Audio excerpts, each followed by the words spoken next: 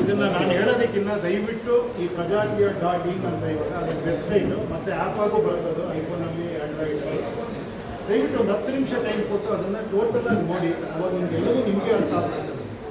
ಯಾವ ರೀತಿ ಒಬ್ಬ ಸಿಟಿಸನ್ ಆಗಿ ಅದರೊಳಗೆ ಹೆಂಗೆ ಪಾರ್ಟಿಸಿಪೇಟ್ ಮಾಡ್ಬೋದು, ಈಗ ಒಳಗಡೆ ಬರ್ಬೋದು.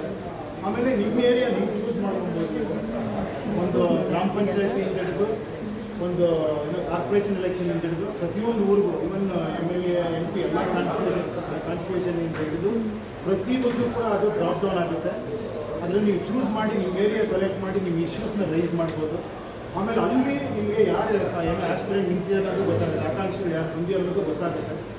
ಅವರು ನಿಮಗೆ ಡೈರೆಕ್ಟಾಗಿ ನೀವು ಕನೆಕ್ಟ್ ಆಗ್ತಾರೆ. ಯಾಕಂದರೆ ಆಸ್ಪಿರೆಂಟ್ಸ್ ಇದರಲ್ಲಿ, ಆಕಾಂಕ್ಷಿಗಳು ಇದರಲ್ಲಿ ಒಂದು ಇದು ಮಾಡಿದ್ದೀವಿ.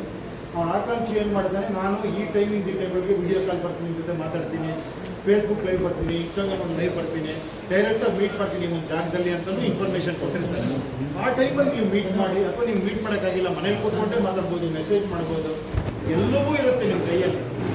ಇಲ್ಲಿ ನೀವೇ ಸೆಲೆಕ್ಟ್ ಮಾಡ್ತೀರಾ ಅಭ್ಯರ್ಥಿನ, ಜನಗಳೇ ಸೆಲೆಕ್ಟ್ ಮಾಡ್ತಾರೆ. ಯಾವ ಪಾರ್ಟಿನೂ ಬರಲ್ಲ, ಯಾವ ಹೈಕಮಾಂಡು ಬರಲ್ಲ, ನಾನು B.Pharm ಕೊಡೋದು ಯಾವುದೂ ಇರಲ್ಲ.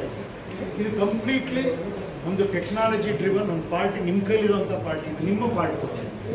ಓಕೆನಾ? ಇಲ್ಲಿ ನೀವು ಮಾತಾಡ್ಬೋದು, ನೀವು ಸೆಲೆಕ್ಟ್ ಮಾಡ್ಬೋದು, ರೇಟ್ ಮಾಡ್ಬೋದು. ಅವನ್ನ ನೀವು ಸರಿ ಇಲ್ಲ ಅಂದರೆ ನೀವು ಮೈನಸ್ ಮಾರ್ಕ್ ಕೊಡ್ಬೋದು, ಚೆನ್ನಾಗಿದೆ ಅಂದರೆ ಎಕ್ಸಲೆಂಟ್ ಅನ್ಬೋದು.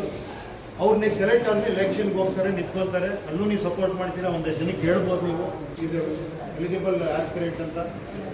ಆದ್ರ ಮೇಲೆ ಎಲೆಕ್ಟ್ ಆದ್ರ ಮೇಲೆ SOP ಥರ ಕೆಲಸ ಮಾಡಬೇಕು. ಸ್ಟ್ಯಾಂಡರ್ಡ್ ಆಪ್ರೇಟಿಂಗ್ ಪ್ರೊಸೀಜರ್ ಮಾಡಿದ್ದೀವಿ, ಅದಕ್ಕೆ ಸೈನು ಮಾಡಿ ಅವ್ರು ಎಂಟ್ರಾಗಿರ್ತಾರೆ.